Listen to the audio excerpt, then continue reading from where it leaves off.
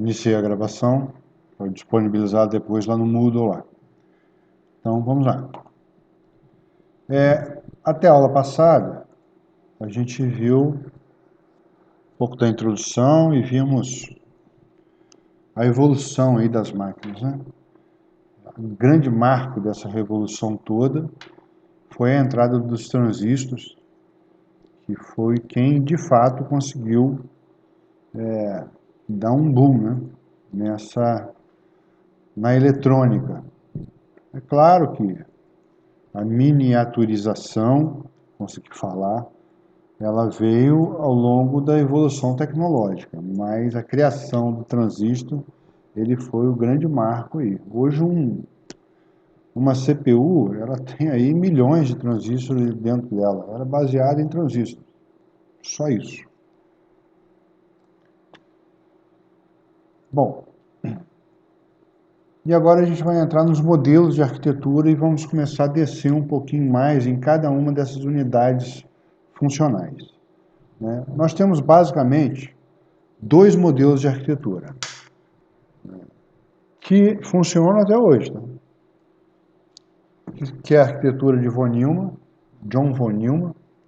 Von Neumann, ele é um húngaro, mas ele viveu a maior parte da sua vida nos Estados Unidos, né? E as contribuições que ele deixou para a gente, lá no final da década de 40, início da década de 50, elas perduram até hoje, na arquitetura de computadores. Sendo a principal dela a construção de um computador sequencial binário e com programa armazenado. Porque antes disso os computadores eram decimais e não tinha programa armazenado, né? Você ligava, o programa rodava você mexendo com cabo. Você transferia o cabo de um lugar para outro e aí ele fazia as instruções acontecerem.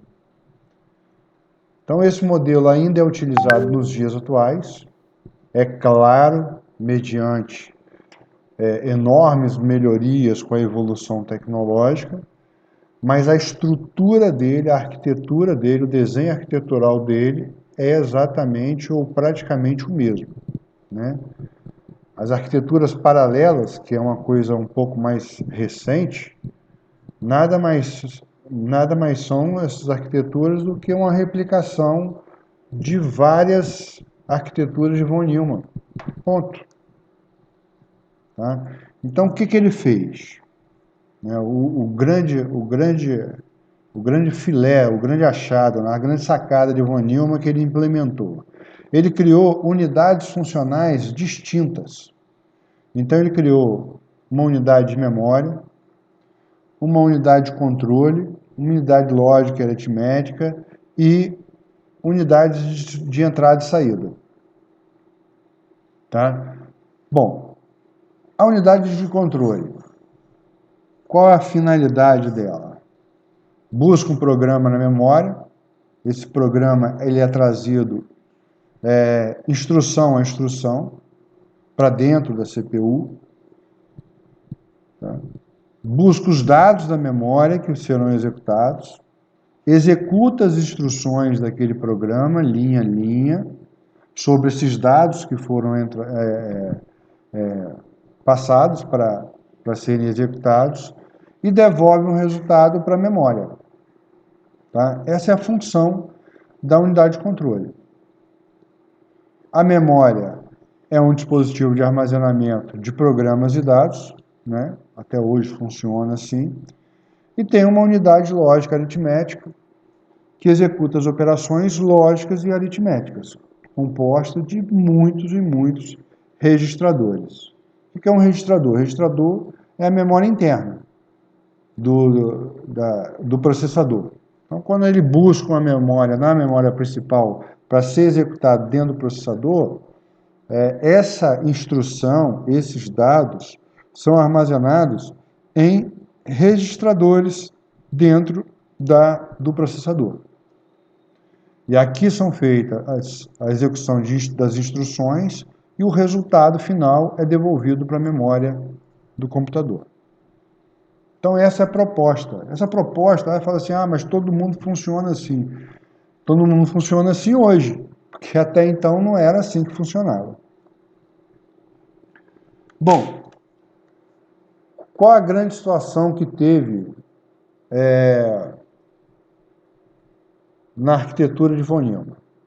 Você tinha uma relação entre memória e processador que funciona também hoje, até hoje é assim, que essa relação, essa comunicação, ela é feita via barramentos. Então, na arquitetura, no modelo de von Neumann, na arquitetura de von Neumann, você tinha um barramento de endereço, um barramento para dados e instruções e um barramento para controle. Então, o barramento de dados e instruções, ele era único, tanto para instruções quanto para dados. Então, ora, a unidade de controle trazia da memória para o registrador as instruções, ora, trazia da memória para os registradores os dados. Ele não conseguia buscar os dados e as instruções ao mesmo tempo. Tá? Essa era uma situação que tinha na arquitetura de von Neumann, que, né, ele usava a mesma via para pegar dados e a mesma via para pegar instruções. Então, se você usa a mesma via para fazer essas duas tarefas, você tem que fazer uma tarefa de cada vez. Isso gerava um pouco de overhead, um pouco de atraso, né? Porque ora você fazia uma coisa, ora você fazia outra. E aí veio o modelo de Harvard, né? As raízes de Harvard, dessa arquitetura de Harvard, se originam lá na Universidade de Harvard. O von Neumann, não falei aqui, mas falei lá quando eu falei do ENIAC, ele foi um professor, pesquisador da Universidade de Princeton. E o pessoal de Harvard, ele fez uma pequena adaptação na arquitetura de von Neumann, que na verdade gerou um fruto muito forte, né? A adaptação não foi pequena, não foi assim, em termos de arquitetura foi pequena, mas em termos de estrutura foi bem substancial, né? Eles criaram. Professor, dá licença. Eu não estou compartilhando. Isso. Pois É é. só para perguntar isso. Não, é só para. O pessoal avisa para mim, porque realmente. Quando toco o sino aqui, eu estou falando, eu já lembro que eu não compartilhei. Eu vou até voltar um pouquinho, só para vocês verem aqui o que eu estava falando. Tá? Então, esse modelo, né, que eu acabei de falar, do von Neumann, né, e eu entrei agora, aí eu falei da questão do barramento, de instruções e dados, barramento único, e eu entrei agora na parte do hardware. Né? Foi criado um projeto, um computador, o Harvard Mark I. Ele foi criado entre 1937 e 1944, durante a Segunda Guerra. Foi idealizado por Howard Aiken, com apoio da IBM e da Marinha Americana. Ele é considerado o primeiro projeto de computador com essa arquitetura. Qual o grande barato desse cara? O grande barato é justamente que ele tem um barramento de endereço para as instruções, um barramento para você pegar as instruções e um barramento de controle em relação às instruções. E tem a mesma coisa, um barramento de endereço para a área de memória de dados, um barramento de dados, né? Por que o barramento de instruções só vem da memória de instruções para dentro do registrador? Porque a instrução você pega lá, executa e não tem mais o que fazer com ela. Né? A instrução é, sei lá, X recebe Y mais vezes Z. Você pega essa instrução, traz para dentro, executa, você não tem mais nada para fazer com essa instrução. Você não devolve a instrução para a memória. Agora, qual é o valor de Z e qual é o valor de Y?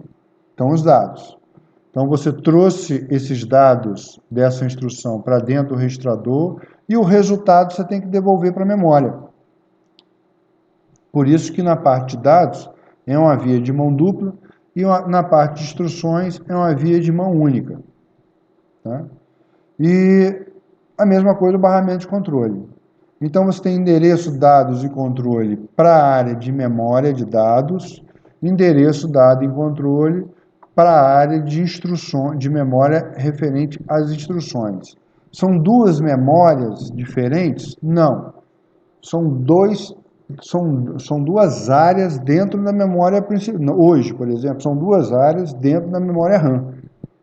Tá? Então, ele pode estar ao mesmo tempo buscando uma instrução e fazendo a carga dos dados que serão executados pela instrução. O computador ficou mais rápido. Ficou bem mais rápido. Tá? Então, o barramento de dados, ele separou os barramentos para dados e instruções. Esse modelo é o que a gente de fato tem hoje. Tá? A gente atribui, a gente não, a ciência, as universidades, a literatura atribui o modelo que a gente usa do modelo arquitetural de von Neumann, mas o von Neumann tinha essa situação, né? Que esses barramentos aqui eram um só, para dados e instruções. Mas a estrutura básica da arquitetura de Harvard, né, eles só separaram esses barramentos. O resto é tudo igual. Bom, vamos começar a detalhar esses sistemas, esses subsistemas aí. Vamos falar do subsistema de memória. A gente vai falar do subsistema de memória, do processador, dispositivo de entrada e saída, mas agora, hoje, a aula de hoje vai ser sobre o subsistema de memória. Tá? E aí a gente tem essa figurinha clássica aí da pirâmide, né? Que quanto mais na base da pirâmide, essa pirâmide ela é formada pelas questões de custo, velocidade e capacidade de armazenamento. Quanto mais para a base, você tem menor custo, menor velocidade e maior capacidade de processamento. Quanto mais para o topo da pirâmide, você tem alto custo, alta velocidade e você tem uma capacidade de armazenamento menor. Tá? Então, vou começar lá do topo, né? Que a gente já comentou, que são os registradores, né?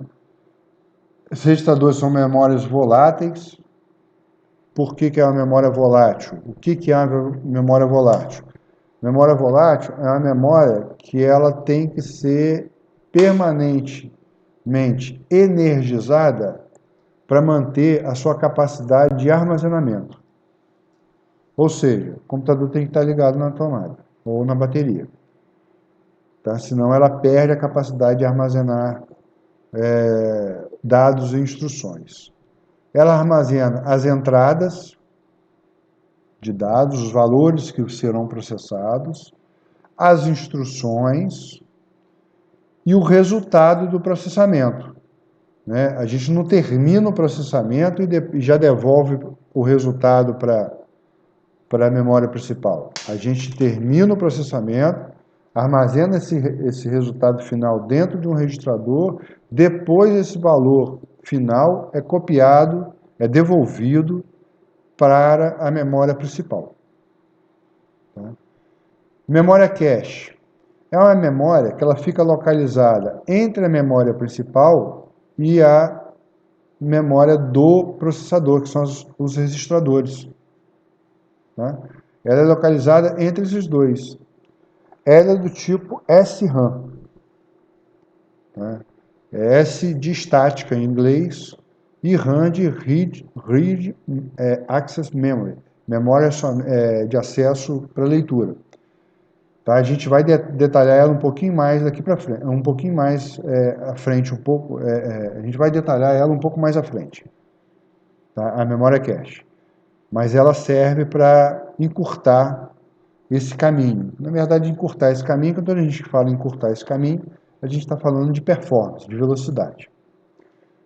Por que não é ideal colocar, então, já que ela é muito mais veloz que a memória principal, por que não é ideal, então, fazer da memória principal com a mesma estrutura que é feita a memória cache? Ou melhor, por que não é feita logo com os registradores?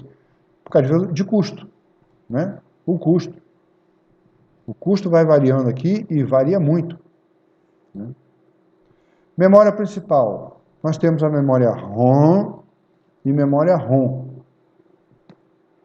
Né? Antigamente, a memória ROM ela não era considerada como memória principal, porque ela era escrita na placa. Você não tinha acesso. Hoje, essa memória ela está em dispositivos de memória flash. Então, por exemplo, num passado um pouco mais distante da tecnologia, das máquinas que a gente tem hoje, eu não conseguia atualizar a BIOS, por exemplo. Não rolava. A BIOS ela era praticamente escrita em hardware. Hoje eu consigo atualizar a BIOS, porque ela é gravada, ela virou um firmware e ela é gravada na memória RAM, numa flash que fica. Então eu consigo dar uma atualizada nela. Eu, usuário final, né, um cara com um pouquinho mais de conhecimento aqui de atualização de hardware, ele consegue fazer isso. Não precisa nem ser um profissional mega, super gabaritado, não. É um processo até um pouco simples. E a memória RAM? A memória RAM é utilizada para acesso temporário de dados e programas. Tudo que é rodado no computador é rodado na memória RAM. Então a gente carrega, aí eu vou abrir um programa, ele é carregado para a memória principal, que é a memória RAM, os dados que eu estou manipulando ficam na memória RAM. Ah, mas quando eu executo lá dentro do processador. Mas aí tem esse caminho aqui. Memória principal, memória cache, memória dos registradores. E aí ele me devolve o resultado. Mas os nossos programas, as nossas instruções, elas ficam armazenadas aqui na memória principal quando a gente abre um programa. E vai lançando dados. E aí quando eu mando fazer alguma coisa, que é a instrução, né, no algoritmo que eu fiz, aí que ele vai ser executado. E a memória secundária? Ela pode ser chamada também memória de massa. São os discos rígidos, CDs, DVDs, pendrive.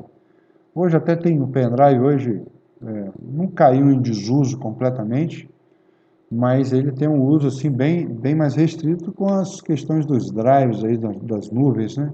As pessoas estão colocando lá os seus arquivos mais nos drives do que no pendrive, né? Mas é uma memória de massa, né? Eu comprei um pendrive agora há pouco tempo, também não sei, ele é da HP, mas também não sei se ele é 100% não, ele demorou uns 2 dias para formatar. Comprei porque estava barato, mas comprei. Ele tem 2 teras de armazenamento, um pendrive, cara. Um pendrive. Então é uma memória de massa e ele é baratinho. Né? Foi barato. Eu comprei porque estava barato, estava em promoção na Shopee. Bom, memória cache é uma memória que vale uma atenção, né, um pouco mais. Muita gente às vezes confunde a memória cache como sendo memória do processador. Não é. Memória cache ela é uma memória independente do processador. Por que muita gente confunde de ser a memória do processador? Porque hoje ela é gravada internamente no processador. Né? Essa aqui é um exemplo de estrutura de um Pentium, que já é um processador mais antigo, mas eu trouxe justamente por isso, onde você tem a cache interna L1 e a cache externa ao processador L2. Se a gente olhar aqui, ó, a cache interna, ela tem 16K de dados e 16K de código, de instrução. Você fala assim, pô, 16K é pouquinho. Não é pouquinho, não. Aqui a gente está falando, basicamente, de zeros e uns. Né? Basicamente, não. A gente está falando de zeros e uns. Né? Os valores que são armazenados para execução já no formato binário, e os valores das instruções que são armazenadas, elas já foram convertidas para as instruções binárias. Então aqui, ó, dá bastante coisa, porque é só 0 e 1. Aí na SRAM, a SRAM novamente, que eu vou falar um pouco mais à frente, é de memória estática, né? o S é de estática. Ela tem um pouco mais de capacidade de armazenamento, tem 512, e tem a memória principal DRAM. Eu vou voltar a falar nesse S, desse D, no D. O S é de estática e o D é de dinâmica. Tá? Esse exemplo aqui de um Pentium, não é uma máquina atual, é uma máquina bem mais antiga, ela tem 64 megabytes de memória principal, memória RAM. No caso aqui desse exemplo, a memória DRAM. Algumas características dos tipos de memória, né? Que a gente precisa ter essas características. Bom, registrador. Fica localizado no processador. Tá? É volátil? Sim, é volátil. Novamente, o que é volátil? Volátil é a memória que precisa ser energizada para manter a sua capacidade de armazenamento. Então, se o computador estiver desligado, você perdeu os dados que estavam lá. Ele precisa ter. Velocidade, muito alta. É a velocidade mais alta que tem, são os registradores, de acesso ao registrador. Opera na velocidade do processador. É turbinada essa memória. É baixa capacidade de armazenamento, porque o custo por bit ele é um custo muito alto. Memória cache também fica localizado no processador, é volátil também, opera também numa alta velocidade, ela é mais lenta do que o registrador, mas ela é muito mais rápida do que a memória principal. Tem baixa capacidade de armazenamento, ela tem mais capacidade de armazenamento do que o registrador, mas aqui ela tem baixa capacidade de armazenamento para o que a gente está habituado em termos de armazenamento, né? Que a gente sempre olha o armazenamento como memória, um HD, um pendrive, enfim, então tem baixa. E o custo dela é alto, é bem alto. Não é mais alto só do que o registrador. Memória principal, onde que ela fica? Placa-mãe. Tá? Eu esqueci de botar um desenho dela aqui, uma figura, mas é um chip quadrado, normalmente, hoje, né? É um quadradinho que você conecta na placa-mãe. Tá? Você fica lá. A memória RAM, ela é volátil, então para você manter a memória RAM, ela precisa de energia, e a memória ROM, ela é não volátil, porque ela fica armazenada na parte da memória flash. Então ela não precisa de energia para manter a sua capacidade de armazenamento. A velocidade depende muito do tipo de memória que está instalado, mas ela é mais rápida, ela é maior a velocidade do que a dos HDs, dos CDs e tal, mas muito mais lenta do que a memória cache, e com a registrador é até covardia comparar. Ela tem uma capacidade de armazenamento média, a gente está falando de megabytes porque os exemplos aqui é na época do Pentium, né? E o custo é o médio. Está caindo, mas é um custo médio aí em relação às outras duas aqui. Memória secundária. HD, tal, CD, ela normalmente é muito lenta, bastante lenta. Ela não é volátil, ou seja, quando eu desligo eu não perco os dados que estão armazenados no meu HD. Tá? O HD hoje já é um dispositivo de armazenamento que ele pode ser substituído. Eu precisei um tempo atrás instalar, por exemplo, o Visual Studio. Não sei se alguém já viu, já trabalhou com o Visual Studio aí, mas na minha máquina não rodou. Não rodou. Não rodou, o bicho sacrificou o HD, levava um tempão para carregar, não dava certo. Eu fui obrigado a comprar um SSD. E aí com SSD, pô, vida nova, né? Vida nova. O SSD, ele tem uma capacidade de armazenamento menor do que o HD, mas a velocidade dele é altíssima. É show de bola essa velocidade dele. E aí eu tive que trocar. É uma memória secundária que hoje o SSD tem praticamente a velocidade da memória principal. Desculpa. Baixa. Capacidade de armazenamento é muito alta. Acabei de citar um exemplo agora, hoje, que eu comprei, deve ter um mês e pouco, comprei um pendrive de 2 TB. E o custo dela é bem mais baixo que as demais memórias.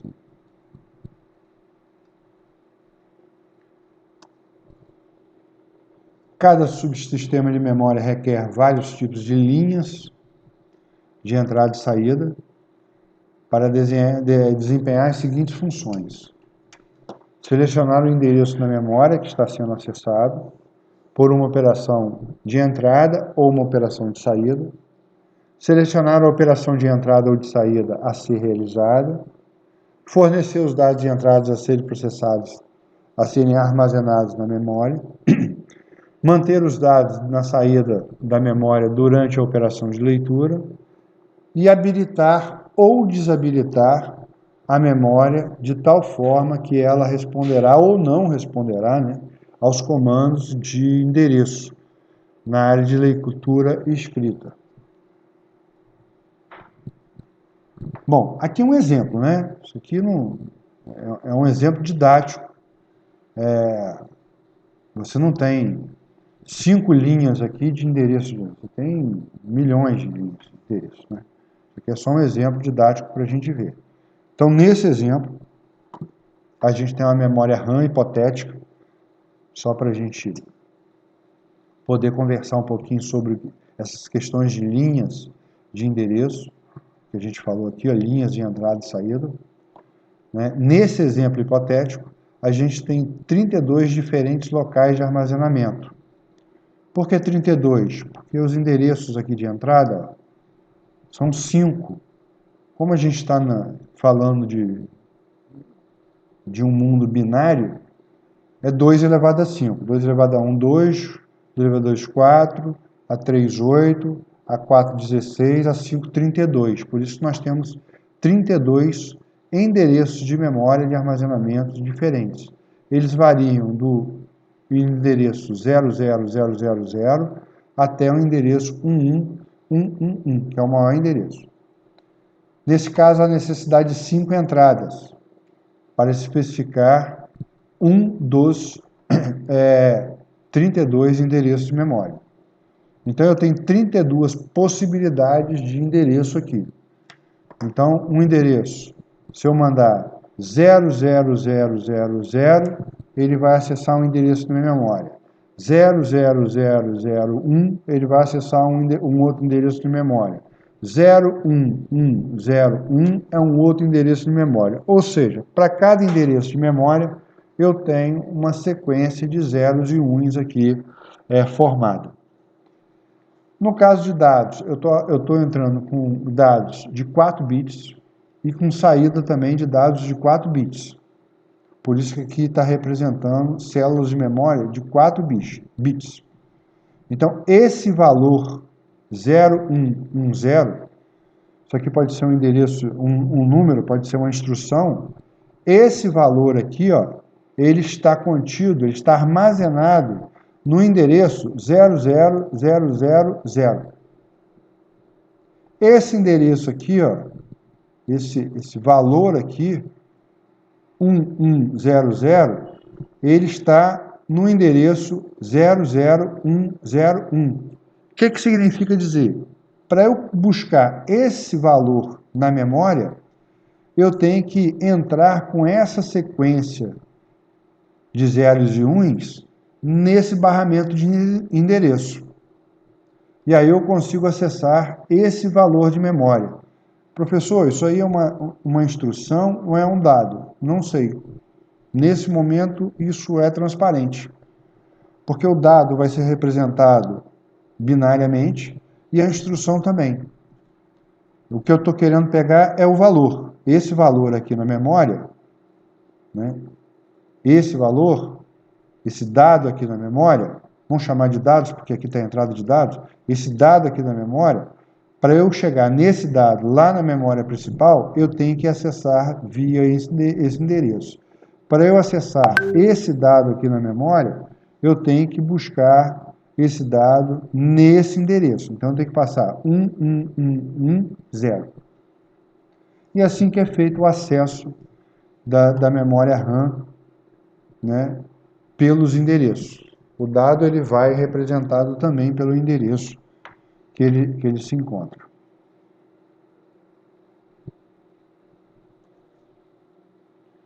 Bom, uma pequena um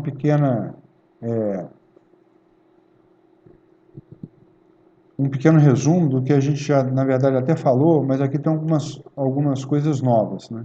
Custo, SRAM, memória estática, SRAM, ela tem um custo mais alto. O custo normalmente é medido em megabytes, ou em bytes e tal. DRAM, que é dinâmica, memória RAM dinâmica, ela tem um custo mais baixo do que a SRAM. Pô, então era legal botar todo mundo com memória estática, né? Não, porque aí o custo está mais alto. E a memória estática, ela tem uma característica de funcionamento diferente da memória dinâmica. Disco rígido. Mas aqui, ó. Ele tem um custo mais baixo do que as demais. E eu botei como exemplo aqui, só a título de curiosidade, hoje não se usa mais fitas magnéticas, né? Principalmente com o grande avanço que houve das redes, mas houve uma época que os computadores não eram tão ligados em redes assim, né? Você tinha que fazer seus backups e tal em fitas magnéticas, fita mesmo, fita DAT. E aí eram fitas de leitura sequencial, gravação sequencial, custo dela baixíssimo, mas ela era bem lentinha, né? Armazenamento. Era aquela que fazia barulho quando estava ligado? Isso, normalmente era aquela. Era uma fitazinha pequena, era até maior, depois foi diminuindo o tamanho, ficou uma fitazinha até menor do que uma fita cassete antigamente aí tinha. Esses dias eu compartilhei na internet uma fita cassete do Van Halen. Não sei se vocês conhecem o Van Halen, mas na época eles tinham fita aí. Depois eu vou trazer uma imagem aí, só de curiosidade para vocês. Não por ser Van Halen, mas por ser a fita cassete. Mas olha aqui, isso aqui já é um dado novo para a gente. Isso aqui já é um dado antigo, né? Então a velocidade não é exatamente esse. Quando a gente fala em tempo, está falando de tempo de acesso, ou seja, de velocidade. As SRAMs, o acesso dela, acesso é I/O, input output, leitura e escrita. Isso que é acesso. Tá? É de 13 a 25 nanosegundos. As DRAMs, elas têm uma velocidade menor. Então, elas estão na casa aí de 60 a 70 nanosegundos. Os discos magnéticos, os discos rígidos, eles estão na faixa de 8 a 10 milissegundos. Então, aqui a gente está falando de nanosegundo, que é 10 elevado a menos 9, 10 elevado a menos 9, e aqui nós estamos falando de milissegundos, que é 0,0001, é 10 elevado a menos 1. Tá? Então, a diferença de velocidade de acesso ela é muito gigantesca. Aí, novamente, por que não se usa tudo já por causa de custo? Né? O computador ficaria inviável para a maioria da população se a gente tivesse todas as máquinas, por exemplo, com SSD, não precisa nem chegar nisso aí, com SSD. Eu preciso, o SSD que eu comprei tem 500 MB, tem 500 GB. Mas aí eu comprei, eu estou usando o meu HD anterior, que é de 1 TB, como HD externo agora. Eu comprei um case para usar ele, porque 500 daqui a pouco já foi, né? Então, mas se eu comprasse de 700, pô, o valor mais se dobrava. Já começava a ficar economicamente inviável para mim.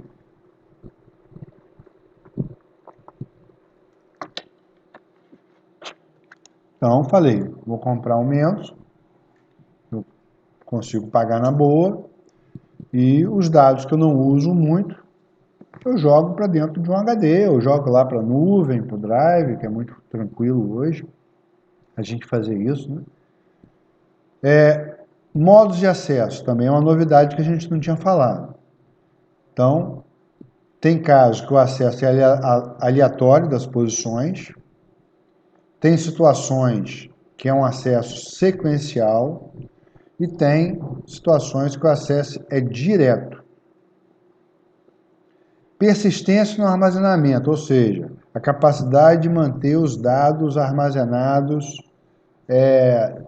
sempre. Isso que é persistência, armazenamento de dados.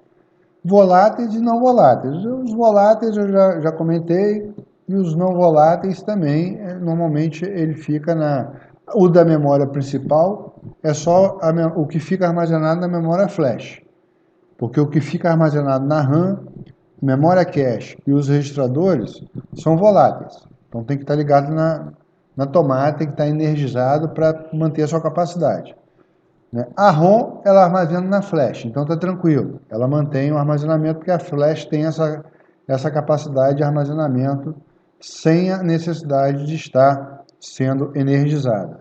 E as memórias de armazenamento em massa, que a gente já deu vários exemplos, com HD, SSD, pendrive, CD, enfim, elas são não voláteis, que eu não preciso de fato de armazenar. Ela não perde a capacidade de armazenamento se não tiver energizada. Memória SRAM, a gente já falou que são memórias estáticas. Um exemplo da memória SRAM é a memória cache. Memória DRAM são memórias dinâmicas, que a gente já comentou. O exemplo é a memória RAM. Tempo de ciclo é uma medida de velocidade da memória.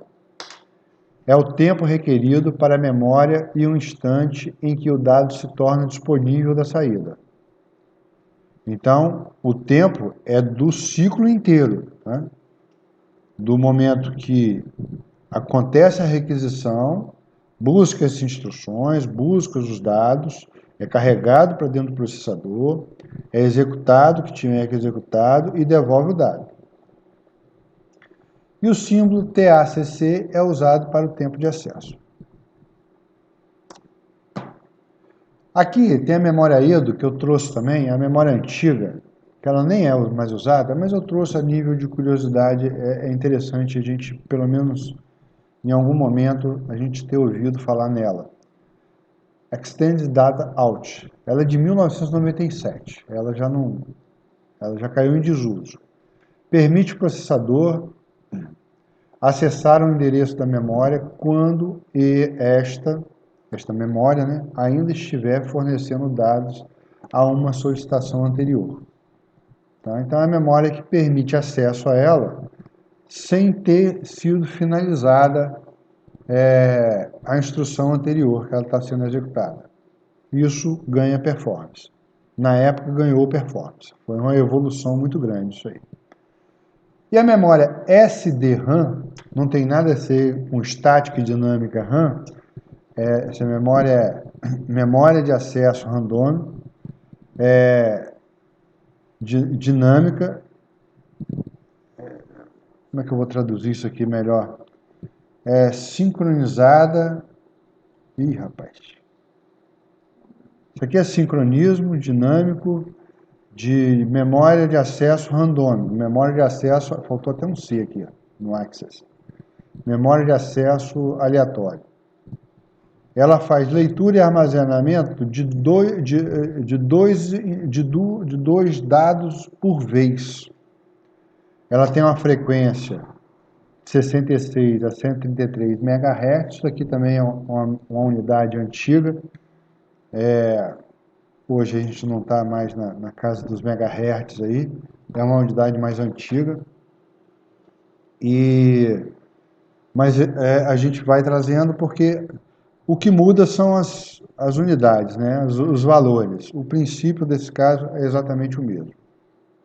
E é isso. Pessoal, alguma...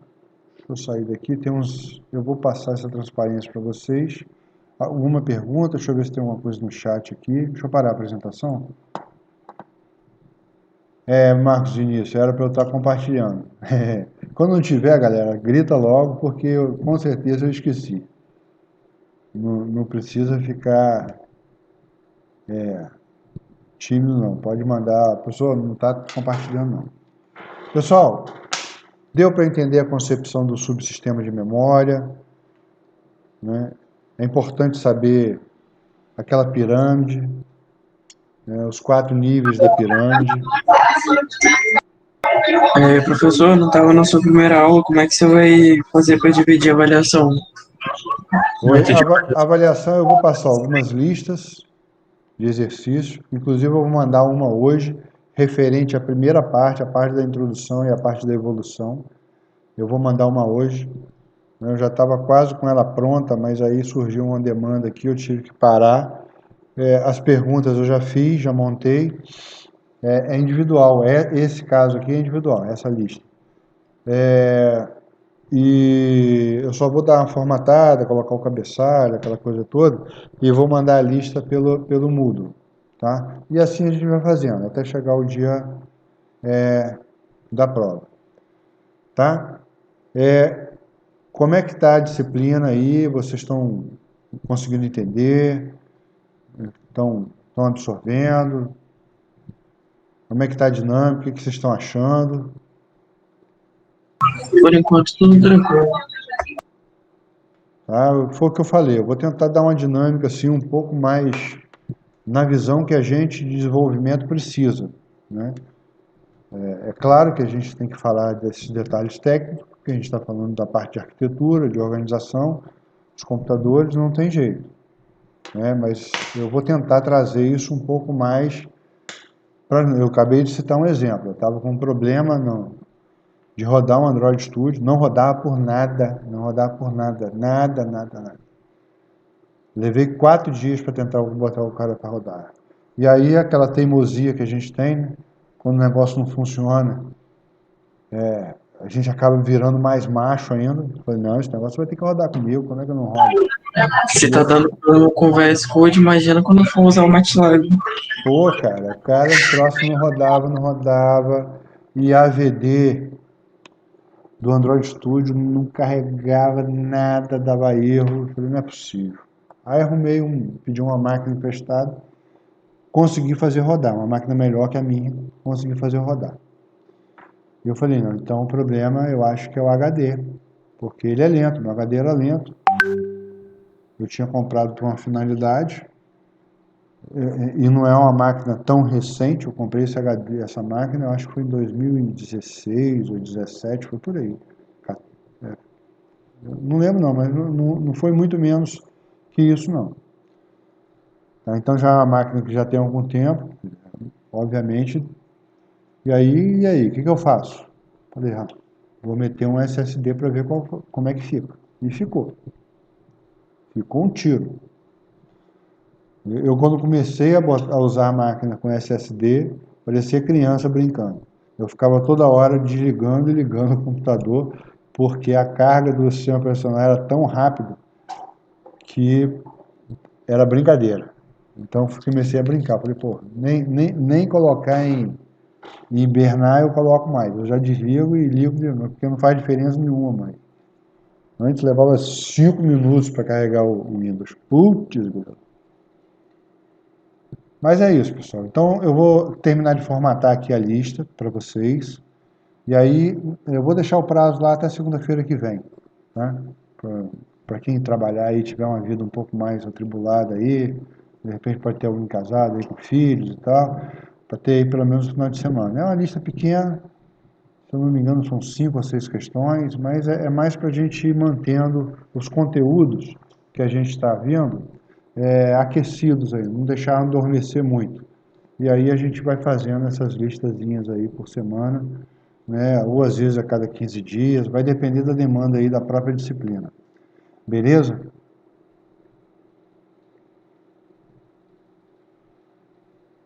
Então tá bom. Se não tiver mais nenhuma pergunta, a gente finaliza a aula de hoje, tá bom? E até a semana que vem.